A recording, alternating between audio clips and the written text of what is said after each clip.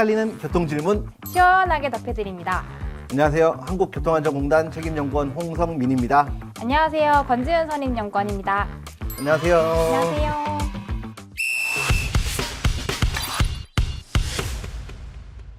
매일 아침 버스나 지하철을 이용하시면서 궁금하셨던 점 많을 것 같은데요.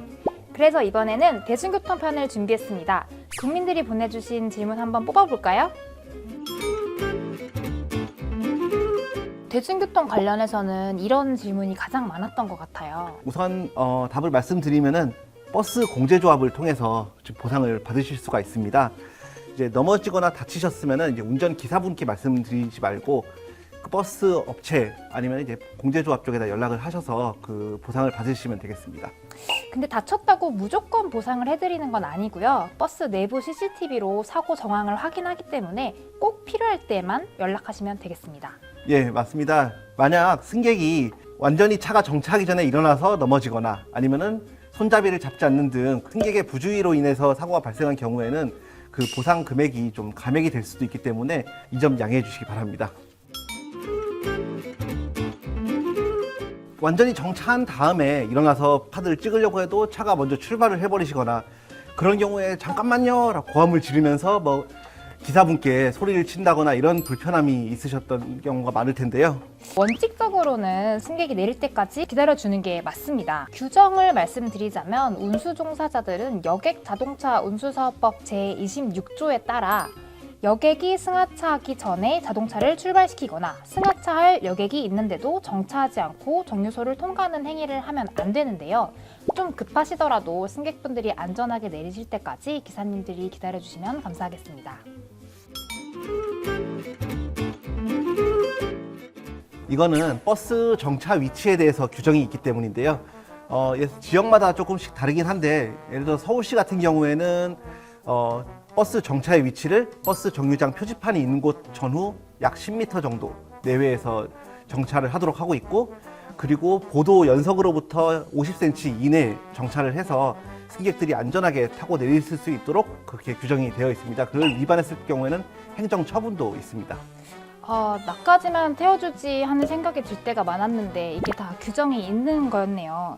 또 승객 입장에서는 정류장이랑 가까우니까 탈 수 있을 거라고 생각하는데 또 한 사람 태워주기 시작하면 뒤이어서 계속 태워줘야 하니까 안전상의 문제도 있을 것 같습니다.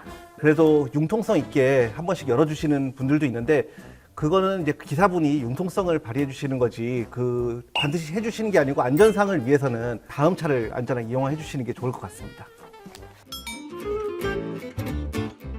나 환승 안 할 건데도 찍어야 하나? 혹시 못 찍었는데 된통 카드 요금 나오는 거 아닌가 많이 궁금하셨죠?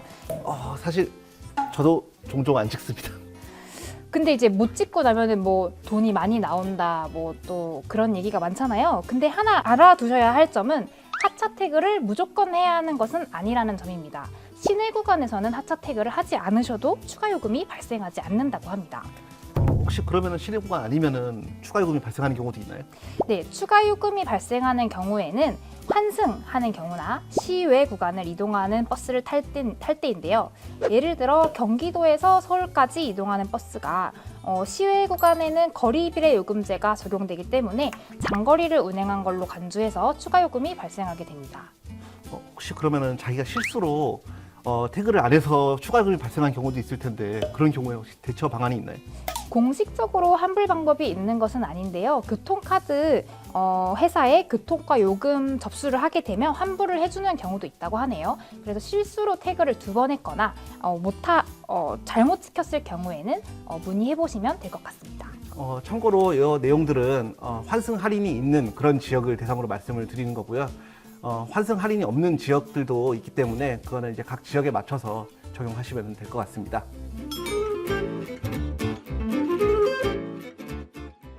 요즘 이제 반려동물을 키우시는 분들이 많으셔서 이런 걸 많이 궁금해하실 것 같아요. 예, 보통 10kg 미만의 강아지라든지 이제 고양이 같은 경우에는 이동장에 넣어서 이동을 하시는 거는 가능한데요.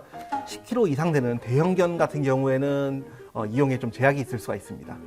네, 대형견 같은 경우에는 몸에 맞는 이동장도 없을 뿐더러 입마개나 목줄을 한다고 해도 짐칸으로 이동하게 되어 있습니다. 다만 예외가 있는데요. 장애인 안내견 같은 경우에는 법적으로 태울 수 있도록 그렇게 되어 있기 때문에 거부하시는 게 오히려 위반 사항이 됩니다. 네, 요즘은 다양한 반려동물 많이들 키우시는데요. 뭐 뱀이나 파충류 많이들 키우실 텐데 이런 경우에는 운송 수단마다 또 운송 회사마다 규정이 다르기 때문에 꼭 탑승을 하시기 전에 직접 문의하신 후에 가시면 되겠습니다. 이제 뭐 대중교통에서 물건 잃어버리면은 정말 막막하시죠. 대처 방법을 먼저 말씀을 드리면은 지하철은 각 호선마다 유실물 센터가 있기 때문에 그쪽으로 문의를 하시면 되는데요.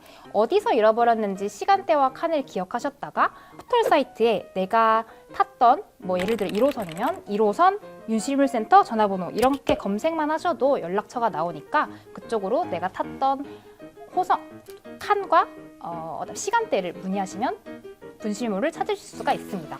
지하철이 아니라 만약에 버스다 하시면은 버스는 탑승한 버스의 회사로 전화를 하시거나 종점 차고지로 연락을 하시면 버스에서 생긴 분실물을 보관하고 있으니 그쪽에서 찾아가실 수가 있습니다. 그런 유실물을 너무 늦게 신고를 하셔가지고 버스 차고지 종점이나 아니면은 각 그 지하철에 있는 유실물 센터에서 그 물건이 이미 경찰청을 넘어간 경우에는 경찰청의 유실물 종합관리 시스템이라는 시스템이 있거든요. 또는 대중교통 통합 분실물 센터가 있기 때문에 그런 곳에 문의를 하셔서 물건을 찾으실 수 있으면 좋을 것 같습니다. 만약에 내가 버스나 지하철에서 다른 사람이 두고 내린 분실물을 발견했다. 만약에 이걸 함부로 가져가시게 되면 점유, 이탈물, 횡령죄로 처벌받을 수 있기 때문에 제자리에 두시거나 유실물 센터에 맡겨주시면 되겠습니다. 예, 이럴 때는 각 호선 콜센터로 신고를 해주시면 됩니다. 포털 사이트에서 지하철 불편 신고를 검색하시면은 각 호선별로 콜센터 전화번호를 보실 수 있는데요. 그 콜센터에 전화를 주시거나 문자를 주시면은 기관사분께 전달이 되니까요. 이상한 사람이 있거나 취객을 발견하시면은 그 신고센터로 전화를 주시면 될 것 같습니다. 접수하실 때는 현재 타고 있는 칸의 열차 고유번호를 알려주시면 더 빠르게 대처할 수 있는데요. 열차 고유번호 4자리는 타고 있는 칸 출입문 상단 혹은 통로에 있으니까 확인해 주시면 좋을 것 같습니다. 일반적인 수상한 사람이 아니고 성추행범을 발견하셨을 때는 일반 콜센터가 아니고 112로 신고를 해주시면 되는데요. 전화나 문자로 몇 호선인지 그리고 어느 방향으로 가고 있는지 지금 어떤 역을 통과했는지 그리고 보다 정확한 정보를 위해서 몇 번째 칸인지 또는 차량의 호차 번호를 알려주시면은 지하철 경찰대가 즉시 출동할 겁니다. 그리고 만약에 성추행범이 도망을 간다고 하면은 소리를 크게 지르시거나 저기 저 빨간 바지 잡아라 이렇게 명확하게 지칭을 해서 다른 사람들이 붙잡아 들 수 있도록 해주시면 좋겠습니다. 그래서 신고를 주시면은 경찰이 다음 정거장 또는 늦어도 세 정거장 이내에서 출동을 해서 대기를 하고 있을 테니까요. 성추행범을 발견하시면은 신고를 해주시면 좋을 것 같습니다. 결론부터 말씀드리자면 임산부석은 교통약자석처럼 배려석이기 때문에 처벌을 받지는 않습니다. 만약에 안 드신다고 해도 뭐 벌금이 있거나 뭐 처벌이 있거나 그렇지는 않아요. 다만 임산부가 눈치 보지 않도록 항상 공석으로 두는 것을 권장하고 있습니다. 특히 초기 임산부의 경우에는 겉으로 봤을 때 티가 나지 않기 때문에 그분들은 보통 임산부 배지를 가지고 계시는데요. 깜빡 잊고 안 가지고 계시는 분들도 있기 때문에 항상 그 자리는 되도록이면 양보를 해서 비워주시는 게 좋을 것 같고요. 그리고 혹시 그 자리에 앉아 계시더라도 그 배지를 차고 계시는 분이 있으면은 바로 비켜주시면 좋을 것 같습니다. 하나 더 말씀드리자면 교통약자석은 어르신뿐만 아니라 임산부, 장애인 모두 이용할 수가 있는데 보통 이 경우에는 어르신분들이 앉아 계시는 경우가 많기 때문에 임산부들을 배려하기 위해 별도로 임산부석을 마련했다고 보시면 되겠습니다. 교통약자는 사람이면 누구나 태어나서 죽을 때까지 교통약자 2번은 거친다고 보시면 될 것 같습니다. 이제 영유아 시절, 어린이 시절이 있고 고령자 시절이 있고 그래서 누구나 교통약자가 될 수 있다는 생각을 가지고 서로 배려하는 모습을 보여주시면 좋을 것 같습니다. 이게 가끔 시내버스도 조금 위험하다 싶을 때가 있는데 왜 시내버스에는 안전벨트가 없나요? 왜 없어도 되는 지금 건가요? 없는 이유는 여객자동차법에 보면은 안전벨트를 다 모든 승객들이 착용을 하도록 하고 있는데 다만 자동차 저정도를 주행하지 않는 버스의 경우에는 제외를 할 수 있다라고 되어 있습니다. 그래서 그거 근거로 해서 지금 안전띠를 착용을 아예 설치 자체가 안 되어 있는 건데요. 고속도로를 달리지 않는 일반 도로만 달리는 그런 차량 같은 경우에는 속도가 그렇게 빠르지 않고 저속으로 달리면서 계속 승객들이 타고 내리는 정거장이 많은 그런 버스들이 많기 때문에 속도가 느리기 때문에 안전의 문제보다는 이제 운영상을 고려를 해서 안전띠를 설치하지 않는 것으로 보시면 될 것 같습니다.